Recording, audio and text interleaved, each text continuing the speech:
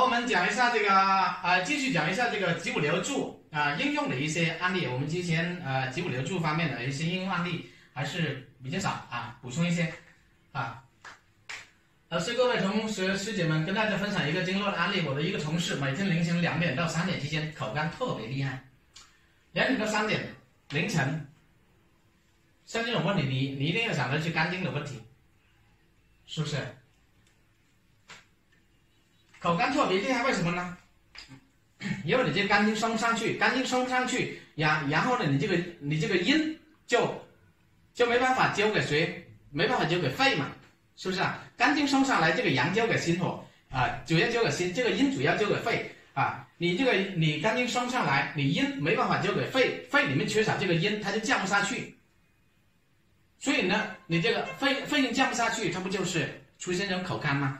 你肺热啊，你肺里面的阴少了，它不就是出现这种肺热嘛？是不是？肺热首先会影响到这种咽喉，也是出现口干嘛，是吧？这个呢，在每天都会干醒啊，喝很多水也不解渴，在一个中医那里吃2个月的中药都没好使。我是让他按脊骨留柱原理，睡前揉半个小时太冲穴，揉了当晚口干就减轻。现在揉了3天已经不干了效果是比吃药的效果要快得多，是不是啊？吃了1个月的药都没好使，但是就按了3天，这个病就好了，是吧？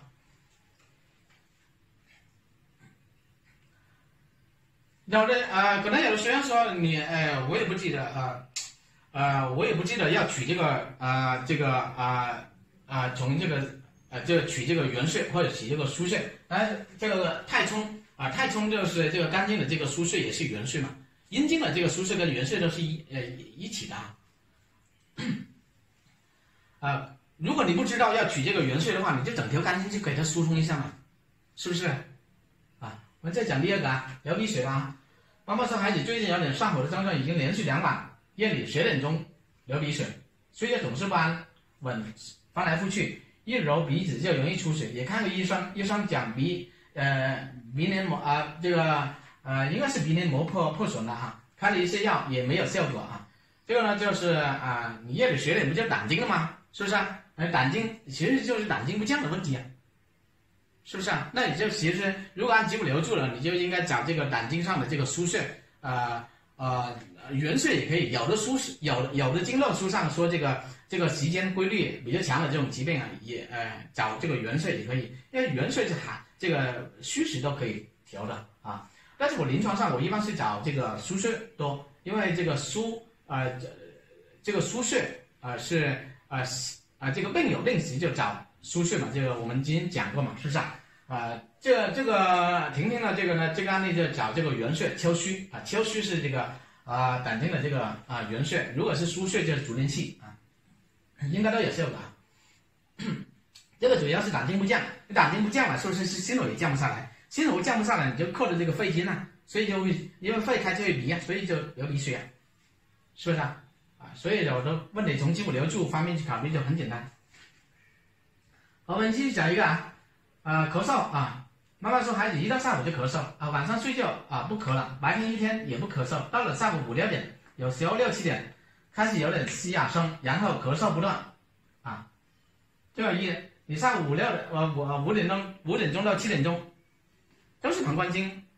5点钟到7点钟都是肾经当令嘛，是不是就问这种时为什么会咳嗽，为什么会嘶哑呢？是因为肾水不升吗？你肾经的时候本来就是肾经升上来，就肾水也升不上来。如果你肾经不升的话，你肾水上不来，你肺里面的这个阴是不是就少了？然后呢，你肾水升不上来，这个心火就降不下去，心火降不下去就扣着这个肺经了，扣着这个肺，你肺降不下去，不就是咳嗽，然后又嘶哑吗？是不是所以呢，这个呢，就你首先得考虑到它是一个肾水升不上去的问题。那么如果是按照脊骨留柱的这个来说，你可以揉这个，你可以揉这个太溪腧穴嘛，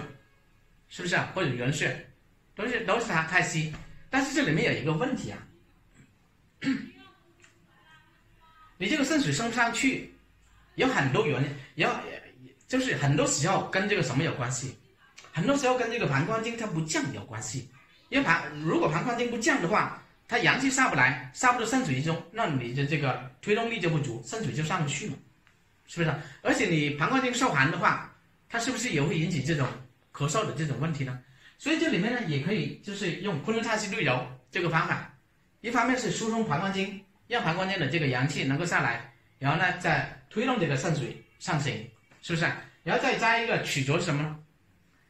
助这个肺经能够更好的这个下降，以及针对这个湿哑的，因为曲浊是这个肺经的这个水穴，是不是？所以这个也是一个很经典的这个案例。就是像这个案例里面呢，你可能你单单揉这个太溪穴不一定效果很好，有可能你是治标，就是你按的时候它就不咳了你不按的时候过2天它要咳。那么这个本呢，因为你这个肾水不生的这个本其实是在这个膀胱经，所以呢我们就用这个昆仑菜溪绿柔就可以把这个标和这个本都给它解决了，是不是啊？好，我们再看下一个案例啊。上面我们讲这个腺样体肥大的这个案例先看第一个杨老师按您的腺样体手势和面部的穴位，以及胆经、膀胱经梳理加足底反射区，这2天接了各6岁的腺样体堵塞2/3的孩子，医院建议他们手术，他们的朋友建议来我这里推拿，先试试推完再手术。第一天推完，慢慢说呼噜就少了很多，他有点不敢相信，就没跟我说。今天来调理，主动跟我说，昨天推拿，第2天孩子和奶奶睡的。今天早上他问奶奶，奶奶说昨晚没有听到孙子打呼噜，这是我接触的腺样体打呼噜的孩子里面效果最快的一个关于这个腺样体的这个处理首先要把这个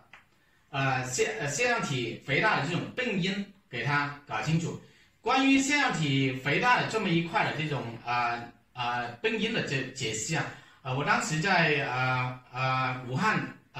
那个蛇圈的论坛那个会议上讲课，然后呢在公众号里面也讲有，在4期课里面也讲有这里再给大家讲一下这个腺样体肥大的这种病机的问题首先来讲这个无论是这种这个腺样体肥大跟这种扁桃体肿大其实都是往往都是联系在一起的这个孩子如果有这样就伴随着那样，如果你治好了这样，那样也会有，因为这个扁桃体跟这个腺样体它是离得很近的嘛，你扁桃体肿大，然后也会影响到这个腺样体这个肥大，一般来说都这两种问题都是伴随出现的还有就是腺样体肥大往往也会伴随着这种鼻炎的这个出现为什么会出现这样子呢？这个也得从这个病机里面着手我们知道这个慢性的这种腺样体肥大，或者是说这个扁桃体肿大，慢性的这种扁桃体肿大，都是从一个急性转过来的，是不是它不是说这个1-2天就会转为这个慢性，它肯定有一个时间，这个时间段往往是在这个比较长的时间，可能是1个月，可能是这个几个月的这种这种时间才能转为这个慢性。那么它转为慢性，就从急性转为慢性里面又是哪一类转为慢性呢？并不是说所有的这种急性的这种扁桃体发炎都会转为慢性，是不是？它肯定跟很多因素有关，是不是这个因素可能是饮食的不良，也有可能是错误治疗，更多的是错误的治疗。为什么会这样子呢？我们说，如果是一个实热症的这种扁桃体发炎的话，那么西医的用这种抗生素，和我们这个小儿推拿里面用这种清肺六腑清大肠这种，其实都是有效的也这种呢都一般来说都不会往这个慢性去发展，但是有一种情况会容易，如果出现错误治疗，容易会往这种慢性的方向发展。为什么？就是那种杂有寒的那种扁桃体发炎，急性扁桃体发炎。假如说按西医的这种疗法，就是你一上来就是一看就发炎了然后就给他一堆的这种抗生素下去因为这个孩子。因为很多这个孩子这个他这种发烧的时候是伴随着这种膀胱经受寒的，是不是？膀胱经受寒就出现那种无汗怕冷的情况嘛，所以虽然可能你的内热也重啊，内热就会引起这种上焦这种热症，比如说像刚才我说的扁桃体肿大这种啊，是不是啊？但是如果你没有把这个表症，你没有把膀胱经的这个表症给它解除，是不是膀胱经里面的这个寒它一直没办法化解？那么我们再看一下，这条是我们画一个图。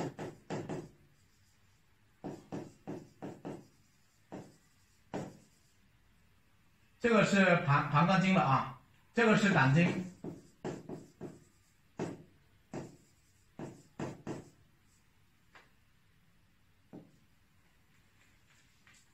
膀胱经跟胆经都是从头走足，都是主降的，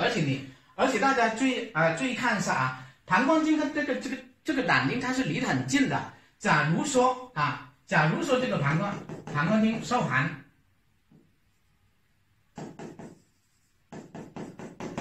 假如是这个膀胱经受寒的时候，如果时间长了，会出现什么情况呢？这个寒气它会往胆经这边慢慢的渗透过来，然后会导致什么？会导致这个胆经也跟着受寒。胆经受寒了，它就会寒主收引，它就会出现这种淤堵，淤堵就不降嘛，是不是啊？所以为什么你看到这种这种慢性的这种腺样体肥大也好，还有这种慢性的这种鼻炎也好，慢性鼻炎不就是这种也不是升气膀胱经受寒引起的吗？是不是？然后时间长了，然后就这个寒气慢慢侵袭到这个胆经，所以你就看到这两类的这个疾病的这慢性病的这种孩子，往往都伴随着什么中耳炎嘛，还有偏头痛嘛，是不是？就是因为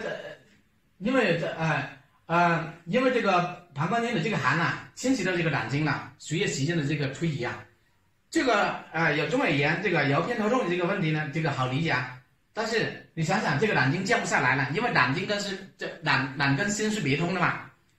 你胆经降不下来，心也降不下来，是不是？你这个心火降不下来，会出现什么情况？心火降不下来就克着这个肺经嘛。你这个肺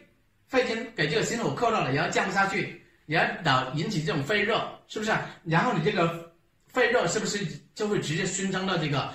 扁桃体和这个腺样体，导致它的这个出现这种肿大这种情况呢？是不是？所以这就是一个慢性的这种，为什么从一个急性的扁桃体发炎，然后发展的这个慢性，因为一个错误的治疗问题，没有注意解这个膀胱经的这个寒，就是一个外部层次的里面还有一个层次，为什么呢？我们还是画一个图。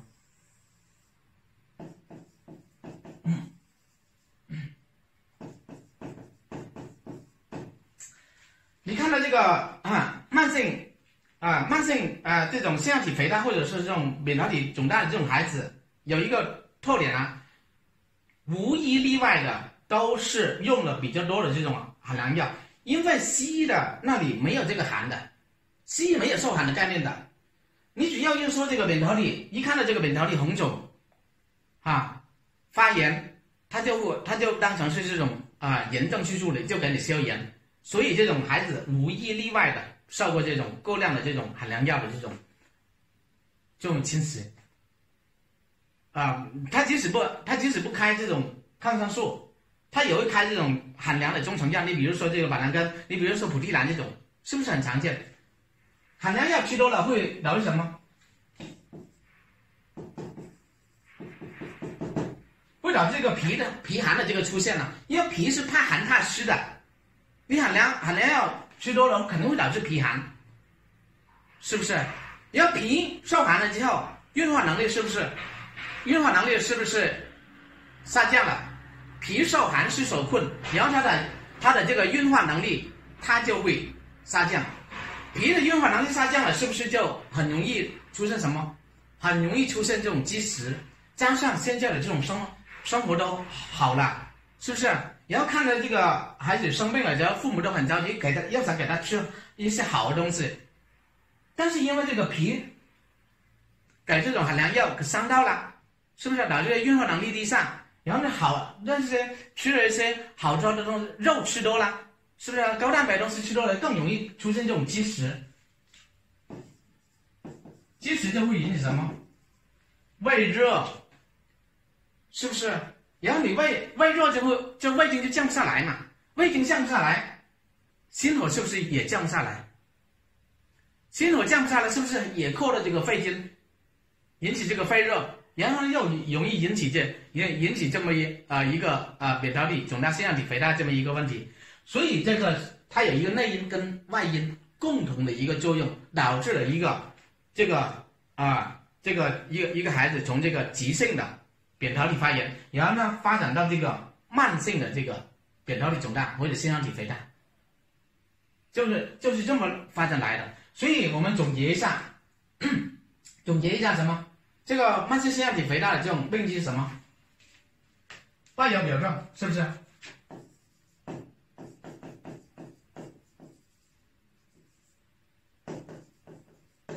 这个表证主要是什么？主要是膀胱经嘛，膀胱经受寒嘛，你这个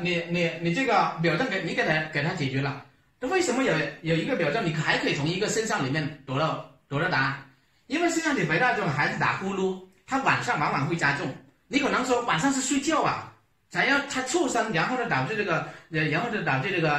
腺样体这个肥大就压到这个气管了，是的就打呼噜。但是你有没有想过，他白天的时候同样午睡，为什么他就没有那么严重？说明什么？因为晚上属阴啊，说明他还是有寒的膀胱经啊。是不是？因为膀胱经有寒，所以就是晚上打呼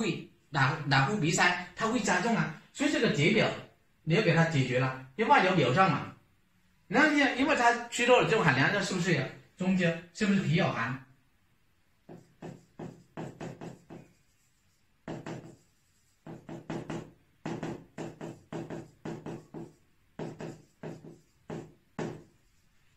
是不是有一个脾寒胃热的在里面？是不是？你也可以说这个中焦有寒，又夹有这种积食，这个热呢跟是什么有关系？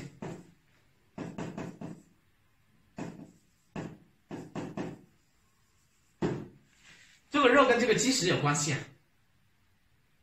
是不是？所以你是不是要解决脾寒的问题，然后又解决一个积食的问题，解决一个胃热的问题，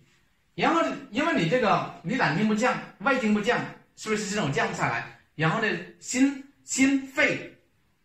是不是都是上焦的问题？那么这个是上焦什么？上焦有热，是不是？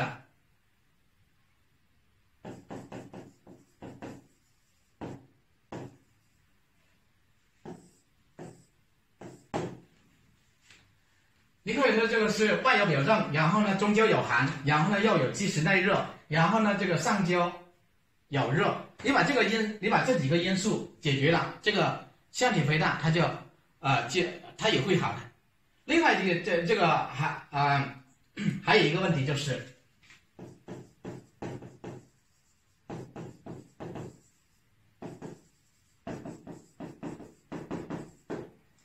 有一个脾肺气虚在里面，为什么呢？还是跟这个这个错误的这个治疗有关系啊。所以你就看到临床上有很多的这种慢性腺样体肥大的这种孩子很容易的这种感冒发烧，为什么？虚嘛。除了这个脾肺气虚以外，其实它肾也虚，为什么呢？因为你这个肺经就经常降不下来，你肺经就生肾水了嘛，所以你经常降不下来的话，你这个肾水是不是就少了？所以呢，其实这脾肺肾都虚，所以像这种来说，我们循序推拿，你肝脾肾是不是得生的？你肝可能说你肝经可以不生，但是你的脾肾一定要生的嘛，是不是啊？然后你膀胱经跟胆经，你是不是要给它解决一个表证的问题？然后你手三阳，你伤一下，是不是啊？然后你这样再疏通一下这个头部的这个胆经跟膀胱经，还有后背的这个膀胱经，这个都是一个重点。是不是？然后呢，主要降经，主要做什么呢？当然，你个膀胱经跟胆经也是降经，肯定得做。还有呢，还有这个是胃经，是不是要降？然后呢，心包经是不是要降？肺经是不是也要降？是不是啊？啊，那把这种你给处理好了，啊，这个疾病它就不难解决的，是不是？另外就是说，如果有的孩子就发展到这个慢性，如果很良药吃多以后啊，他这个扁桃体会出现什么？如果是出现那种不怎么红颜色虽然它肿，但是它颜色偏白的，它也不怎么痛的那种，那说明它这个咽喉这里它有寒气。那这种情况下，你配合一下艾灸还是挺可以的。比方说你肚脐这有你这个中焦有寒，你可以艾灸一下这个肚脐。然后你这个扁桃体这上面如果里面有寒的话，可以艾灸一下这个天突还有一种情况就是说，我们去降这个胆经跟胃经的时候不要仅仅是降在这个膝盖以上，为什么呢？因为他这个慢性腺样体肥大的这种孩子有很典型，时间长了会发展到一个很典型的这种出现一种腺样体肥大的这种面容。为什么会出现这种腺样体肥大的这种面容？是因为它这个经络在脸部这一块区域受阻了，所以脸部的这种经络，你得给它疏通。脸部有很多条经络嘛，是不是啊？手上呀，这个大肠经、胃经、小肠经，是不是啊？还有这个三焦经，是不是都经过都在脸部这里有机会的。是不是你把这个脸部的这种经络给它疏通了。还有一个比较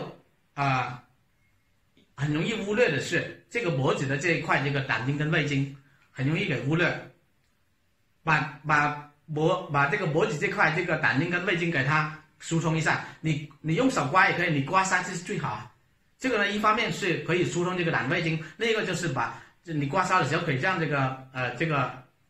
咽喉的这个热通过透出来一部分这个比较的这个临床中要注意这一类的问题，是不是啊？但是呢，如果配合艾灸的话，一定要注意这个艾灸时间不要长，因为你本来就上灸就上灸热就明显。一般来说艾灸的话就是5分钟，用水生灸用水生灸就是5分钟的时间。如果你用悬灸的话，就3分钟就差不多了，像这种问题。所以我们只有把这种病机去理解透了，然后呢去解决这一类的问题呢，它就不是很难的这个呢可以大家去自己再画一个图来理解一下。所以说这种腺样体肥大的这种孩子如果你接到的话，基本上它肯定是一个寒热虚实错杂的一个问题，可能临床上你会碰到也可能会碰到这种实热症的，就是那种积食引起的这种慢性扁桃体肥大，但是几率非常非常的小，知道吧？因为这类的孩子嘛，他出现了这种问题的时候，往往他第一个选择不是去找你推拿，而是去那个医院处理。他如果是首先去医院处理的话，医院肯定是给他开这种抗生素这种寒凉药的。所以说到你手里的这种慢性腺样体肥大，基本上都已经是一个寒热虚实错杂的这么一种类型了，明白吧？所以临床上的时候这个温中消肌肉，然后呢解表这种，然后降心火、降胆胃这种都是要兼顾的好，我们再分享一个腺样体肥大的这个中药方这个妈妈呢用这个须弥中药方的经验就很好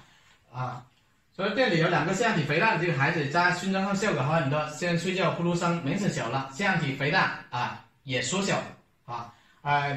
这个注意一下的时候，注意的是这个须弥中药方不要用这个雾化机因为用雾化机这个反馈不好这个妈妈的经验就是用这种熏蒸锅你有不明白的话，可以在群里面请教一下这种有经验的妈妈这个熏鼻这个中药方呢是也是我从一个老中医那里知道了一个知道了一个方子啊，我给群里面的用的话，这个效果还是很理想。也有的医生就认为，就是像这种虽然说慢性腺样体肥大这种出现这种鼻塞打呼这种也有这种很多内因的这种影响，但是他鼻子也是它也有问题的所以那个通过这种熏鼻用中药熏鼻这种方式，能够它有一部分这个药性能够直达病灶，对这个疾病的这种恢复也很有好处。这个实践临床中也能看到这么一种效果，就是如果单纯用这个推拿的话可能就是你这个解决起来会比较的慢。像这么一个案例像这个第一个案例，虽然说第一天就没有打呼噜，但是它这个其实是会很容易反复的，是不是啊？因为你这种寒热虚实的这种体质你不可能一天推拿就能够把这个体质改变了呢，是不是啊？所以呢，我觉得临床中就是说这个作为中药方呢，可以作为店里面的一个开店的可以作为店里面的一个配置，这个也能够带来一部分这个额外的这个收入吧。这个副药也不贵，但是呢，这个如果要用好这么一个方子的话，还是有一些诀窍这个呢要懂一些中药就比较好。你比如说这个其实这一个中药方也是这个寒热都有，是不是啊？你像这个鱼腥草跟黄芩是清热的然后那个藿香徐桑普是温中焦的，是白芷也有温中焦的。然后这个辛夷白芷拔活的是通鼻窍的像细参赤草这种的牡丹皮这种是这个活水的这里面呢要注意，假如说这个孩子这个热偏重的话，你就加大这个黄芩的量，黄芩可以清肺火、降胆火如果是这个孩子寒重的话，你可以加多藿香，甚至可以加一点点这个干姜都可以这个藿香可以有温中的这个化湿的这个效果假如说是气虚比较明显的话，你要加点这个党参、太子参或者是这个黄芪都可以这个呢就是要灵活。其实我感觉这个方子不仅可以用于这个慢性腺样体肥大的这种调理对于这种慢性鼻炎或者是一些感冒的调理效果也好，前提就是你懂得这个灵活去配一下再回过头来看一下这个第一个案例里面这个学员呢还用了什么？除了这个手术面部的这种穴位，还有胆经跟膀胱经的梳理还加了一个足底反射区。这个足底反射区主要是足部的这个肺气管、根基气管的这个反射区这个呢对调理这种呼吸效果很好，因为你这个腺样体肥大的时候它会压的这个气管导致这个出现这种呼吸不畅。那么你对这种足部这个肺气管和支气管反射区的对这种气机的话，它可以有利于这种这种呼吸的这个顺畅，这个效果还是挺好的。如果有一些急性的打呼如果不是说因为这个扁桃体引起来的我单单做这个足底反射区它也有效果的这个腺样体肥大的这个呢，我们就主要就是讲这么一些。临床中你如果传统而推的话，你也可以用这个用这个手术其实思路都是一样的。我们那个腺样体肥大的那个手术是用了一窝蜂这个舍天溪、一窝蜂千条水嘛去解表嘛，是不是？然后用了这个外劳宫补脾去温中，然后再用了这个清胃经肺，然后呢府山观一还有清大肠去把这个上焦的热给它导下来。其实这么处理思路都是一样的。希望大家在临床中去多实践然后呢在群里面多反馈这么一种案例。现在腺样体肥大的孩子是临床中是越来越多见，而且像这么一类的这个慢性病都要调理一段的这个时间这个呢也是对于开店的同学呢也是一个比较稳定的这个收入吧我们今天这节课呢，就讲到这里啊。刚才的讲课，刚才我们已经讲过了。我们这一节课讲完就这个我们这个神经推拿课呢就暂时告一段落。这一个网络课也是耗费了我很大的这个精力，感觉到也特别累但是我们虽然说这节课讲完了，以后可能还有课更新。另外就是说，我们也可以一起在群里面去学习交流。这个不单是对于你们，对于我自己来说，我也是需要这个不断的去学习提高也是那个希望我们有更多的这个机会。一起去学习这个中医吧